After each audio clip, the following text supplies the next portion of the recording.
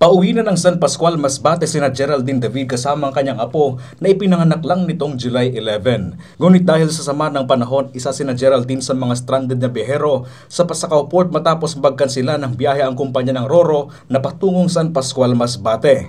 Dilatnan ng CSN ang nagangalit na alon mula sa karagatan na sinabayan pa ng malakas na hangin.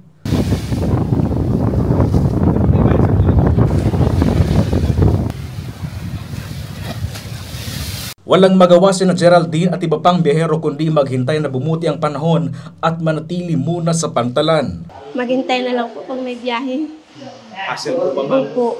Bakit po? Kasi may maliit pa po akong makuha po. Sana may biyahe na bukas.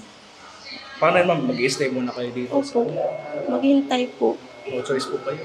Paano po yung baby? Kaya po, mag-ano na lang po dito.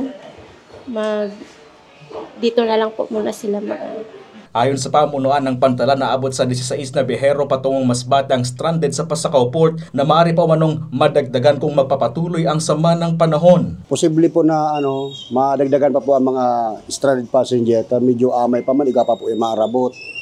Dahil po nga sa ining bagyo na nagadangadang sa tuya. Kaugnay nito, tiniyak ng lokal na pamahalaan ng Pasakaw ang tulong mula sa mga stranded na biyahero. Nagre-ready na naman kita po para magtaon ng hot meals naman. Then, in-assist na din po, in-evaluate na din po si mga stranded na naman. Ano po, ready naman kami. Dahil man kita nagpapabaya po dyan once na may araw kaniyong